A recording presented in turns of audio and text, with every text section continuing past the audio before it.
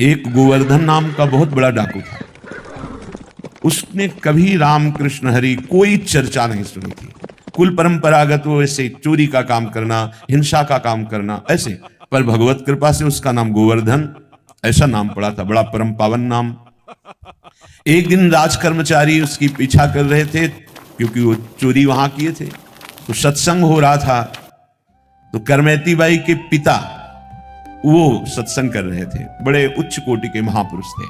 उच्च कोटि का महापुरुष उसे ही कहते हैं जो भगवत चर्चा केवल भगवत प्रसन्नता के लिए, अपनी आत्म संतुष्टता के लिए, अपने भगवत अनुराग के लिए करता है।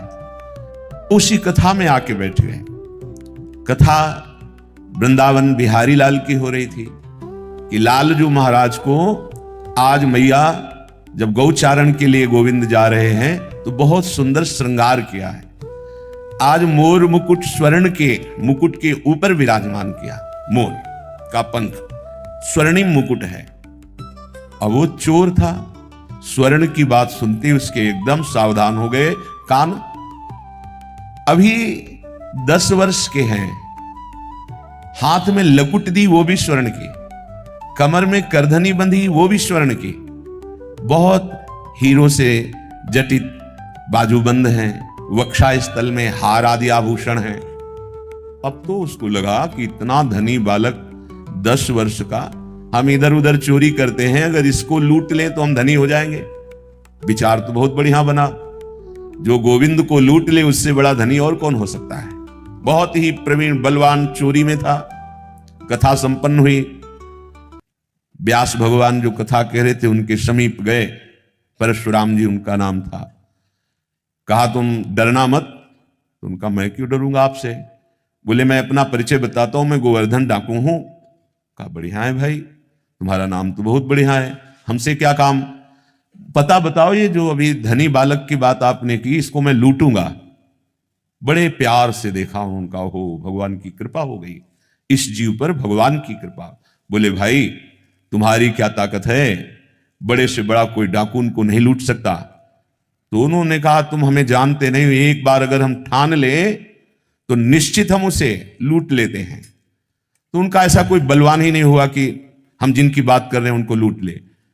तत्काल उसने बड़ी सी चाकू निकाली और कहा पता चुपचाप लिखो, हम जरूर उसको लूटेंगे। और देखो हम चोर जरूर हैं लेकिन हम बहुत जिद्दी स्वभाव के हैं, तुम्हारे सामने कसम खाते हैं हम जब तक हम उसे लूट नहीं लेंगे पानी नहीं पिएंगे।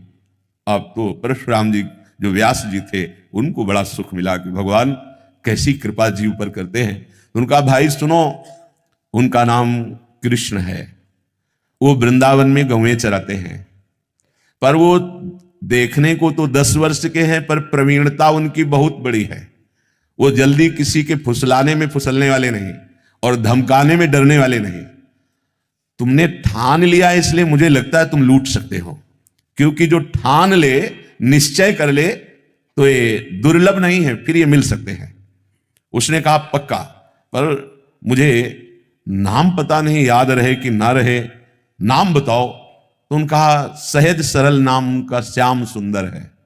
श्याम सुंदर, श्याम सुंदर, वृंदावन में श्याम सुंदर, वृंदावन में श्याम सुंदर। भजन बनने लगा। देखो सत्संग का प्रभाव देखो।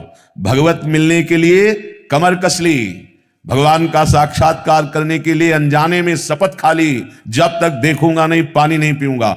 जब चलने लगे तो परशुराम जी ने कहा भाई आखिरी उपाय मैं बता देता हूं, जब तुम्हारा बल ना चले तो देखो अभी हम लाते हैं हमारे घर में ठाकुर को भोग लगाने के लिए माखन मिश्री है, और उसको ये बहुत प्यारा है माखन मिश्री। जब वो तुम्हारी घुड़की से, तुम्हारी चतुरता से ना लुटे तो फिर प्यार से तुम उसे लूट सकते हो। ये माखन मिश्री खवाना और लूट लेना। हाँ ये बात तो ठीक है। माखन मिश्री भी रख ली। पैदल वहां से चला वृंदावन के लिए। वृंदावन श्याम सुंदर, वृंदावन श्याम सुंदर। कैसी भगवान की कृपा होती है। नाम जब शुरू, नामी के धाम का स्मरण, और वही भावना करता जा रहा है। ऐसा मुकुट पहने थे, ऐसा हार पहने थे, ऐसी बाजूबंद थी, ऐसी करधनी, ऐसी, ये सब हमको लूटना है। बड़ा प्रसन्न, पानी भी नहीं पिया। अब जब वृंदावन में आया अब वो पूछता है कि श्याम सुंदर यहां गौएं कहां चराते हैं? लोगों ने समझा बावरा है, पागल हो गया है, क्योंकि वो तो द्वापर में भगवान प्रकट हुए थे, वो लीला की थी गौएं चराने की। अब इस कलयुग में कहां ऐसा? तो किसी ने ना तो परिचय बताया, उसको लगा गौएं तो कहीं जंगल में चराते होंगे। तो ब्रजमंडल में जहां जहां लता पता वृक्षों के समुदाय, वहां देखता तो गौएं दिखाई देती, पर वहां कहीं जैसा परिचय बताया था वैसा गोप चरवाहा नहीं दिखाई देता। प्यास से व्याकुल, भूख से व्याकुल, लूटने का दृढ़ संकल्प, पुकारा श्याम सुंदर श्याम सुंदर।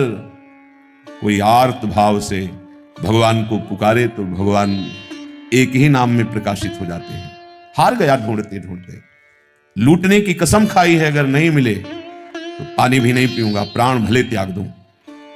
जहां ऐसा समर्पण, और जो हार गया तो उसके हृदय में आर्त भाव आ जाता है, श्याम सुंदर। दृश्य बदल गया। आंख जब आंख खोली तो देखा बहुत ही दिव्य, सब नवीन गौएं, ऐसी गौएं जिनके देखने मात्र से उसके हृदय की प्यास भूख की जलन शांत हो गई, क्योंकि सब श्रुति स्वरूपा भगवत स्वरूपा है।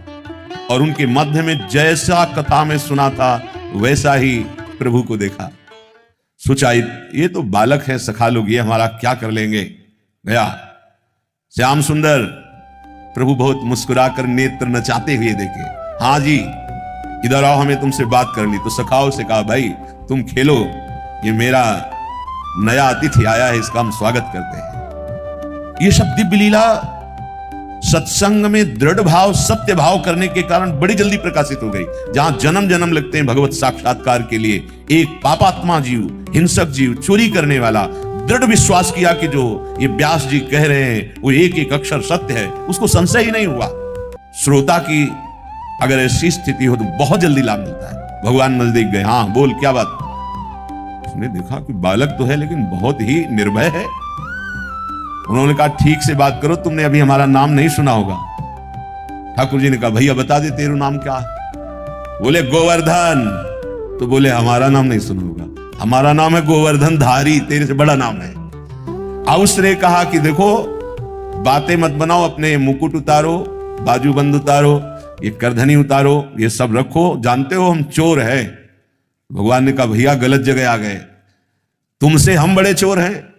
हम चित्त चुराते हैं, अनेक जन्मों के संचित पापों को चुरा लेते हैं, तुम हमें डरा नहीं सकते। उसको बहुत प्यास भी लगी थी, भूख भी लगी थी। उसने सोचा कि आखिरी वाला दांव, ये बहुत प्रवीण बालक है, जैसा पंडित जी कह रहे थे कि भयभीत भी नहीं होगा और फुसलाने में आ सकता है। अब तो माखन मिश्री निकाली और कहा लाला एक माखन मिश्री खा लो। प्रभु ने देखा, अच्छा तुम मुझे माखन मिश्री पवाना चाहते हो। ये माखन मिश्री उन महाभागवत के कर कमल द्वारा भावना से दिया हुआ था। प्रभु ये जीव भटका हुआ है, ये सत्संग से प्रभावित होकर आपकी तरफ चला है, नाथ ये भेंट स्वीकार कर लेना। भगवान ने वो माखन मिश्री की, अरे ये परशुराम महाभागवत के द्वारा दी हुई।